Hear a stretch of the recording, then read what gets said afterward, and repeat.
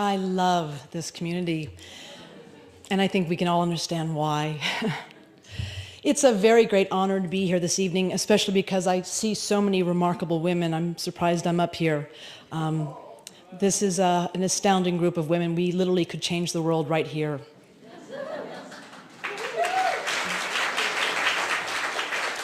So we were asked what brought us to this point of what we're doing nowadays and in our objectives and so on. And mine's been a very long journey, and many of you may have heard some of my journeys before, and this one's a much more personal journey, but it was in the works for about 30 years or so.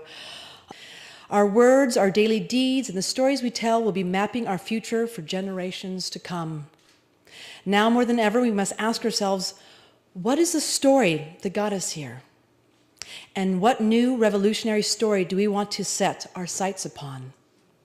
The search for my story began when I was quite young. I had been adopted. My name originally was Marcella Funston, but I would not know this for 30 years. So when I was adopted, I was only a few months old, and at the age of 11, I began my search for my birth mother. My adopted mother's great aunt had come from England, and she brought with her my adoptive mother's family that spanned over 1,000 years. I was ecstatic about this. I love history, and I could clearly see the names and lives of those who lived before us, and I could see how they got us to where we were. And then it hit me like a brick. This really wasn't my story. This wasn't my bloodline. So I asked my adoptive mother, well, when do I get to find out about my family history? And she abruptly told me that it was illegal for me to ever know this, and I would not know this. I was dismayed at 11 years old. I was dismayed. I thought, how could knowing one's family's history be illegal? I didn't understand that. I felt like I was destined to be a permanent boat without a rudder. So, as serendipity would have its way, the very next day in the Sacramento Union newspaper, there was an article about adoptees searching for their birth parents, with 5 addresses to research organizations. So I wrote off to all 5 of them very quietly, not telling anybody, and within a week's time, at my best friend Karen's address, I got all the letters' responses and returned. And of course, they all said the same thing. Legally, there's nothing we can do for you until you're 18 years old. And from the information you've given us, don't worry, there's plenty of time. You're young, your mother's young. Don't worry, you'll find each other. Well, the organizations didn't know it, and I didn't know it, but my mother was sick with breast cancer that time and would die a year later at the age of 35. But it would take me 19 more years of searching to discover this. And when I did find her, I found out how young she was. I fell to pieces because my adoptive mother as well, after I graduated from high school, became very sick with cancer, and I became her primary and only caregiver. So I now find that my natural mother has died, and I'm thinking, oh my God, she probably died the same way as my adoptive mother, and I find this very, very painful. So as my story unfolds, I soon discover I have a natural brother by the name of Damien. And he did not know about me until about 2 years before I found him, and I look identical to his mother, except for I have blonde hair and she had brown hair, and we even laughed the same. So when I talked to Damien, he told me there were several dear friends of Jane's who, when they discovered she was sick with cancer, she's living on the East Coast trying to get healed. These 3 women by the name of Big Paula, Bobo, and Little Paula picked up their families, their lives, and they moved to the East Coast, and they cared for my mother until she died. Once she died, they returned back to Mount Shasta, where they had first met my mother, Jane Funston. So I was told I should call these women, and I did. And as soon as I did, the reaction was all the same. Jane had a baby girl? They had no idea I existed. Jane never told them, even at her deathbed, she never told them about me. So I spent my many days with Jane's friend, feeling as though I had known them forever, getting to know Jane and her story and the story before her. Like a tidal wave, bits of pieces of Jane's life began to just flood into my world. Her poetry, her writings, her paintings, her jewelry, her scarves, even the door to her artist studio with a self-portrait of Jane with Mount Shasta in the background. These dear old friends had been holding on to all these bits and pieces of Jane, saving them for a daughter they didn't even know she had had. And when I showed up on their doorstep, they gave me all they had of my mother. So on this one particular beautiful summer day, despite being surrounded by all of Jane's friends during a reunion, hearing the stories of Jane's very passionate life, my arms filled with her artwork and her love that continued to live 20 years after her death, I felt terribly depressed. I felt sorry for myself. And of course, wouldn't you know it, there was a woman there who was a friend of a friend, and she too had just found her natural mother like me.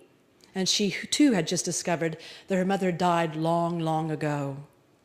And so there, among all my mother's friends and her things, I asked this woman, I said, well, what do you have of your mother? I'm thinking writings, stories, friends. And I go, well, what things do you have of your mother? And she looked at me with a very blank face and she said, well, I have her death certificate. And that's all she ever got. I got a sense of relief knowing I should be very grateful for all this. I have something of my mother that's very unusual and rare that's lived on. But I realized that I wanted more. I wanted to be able to thank her for my beautiful life. I wanted to speak to her and I wanted to hear her words to me. So I thought. Jane, if you could have known her, she was a counterculture hippie from San Francisco. She used to hitchhike from Mount Shasta, back and forth from Shasta to San Francisco, back and forth with my brother on her hip, a little towhead boy. And when she got to the base of Mount Shasta in the summertime, she would build a teepee made out of plastic so she could see the stars and the moon at night. And she would do this at Cougar Meadow at the base of Mount Shasta, where she would stay all summer long, living off, actually, the plants there and making her paintings, painting after painting, truly, truly following her passion. So I'm quite saddened that I would not have the words of my mother. And then I hear from my brother's father that there is something there for me from Jane. And I said, well, what do you mean? He goes, she wrote you a poem. And I said, she wrote me a poem? You mean for me? And she's like, yes. So in the back corner in Virginia Beach of this little closet, dark little closet, the few belongings that I had left of Jane, I started pulling things out, rummaging through what was left of hers, and I came across this little poem that some of you may have heard.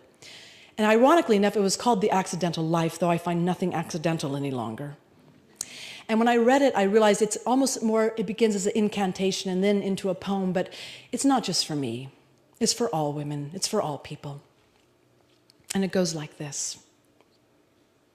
Mine, yours, that I am not whore and you not dark, that my firstborn will never know me, that I am what I am, and what I am now, not a spot inside the blood of my mother, nor food for scavengers that wait.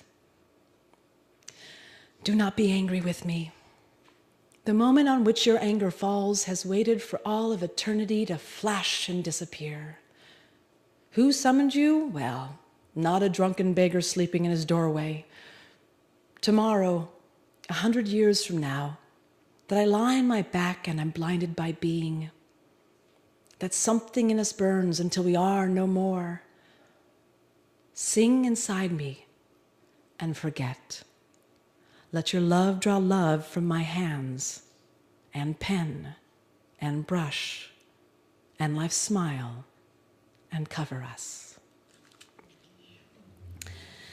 So, I ask everyone here, because I've asked myself, when all these things started to come flooding at me, all these belongings of Jane's, all this story, all these love, all these friends, I started to understand the importance of legacy and what we leave behind. And I never understood that so clearly until I met Jane.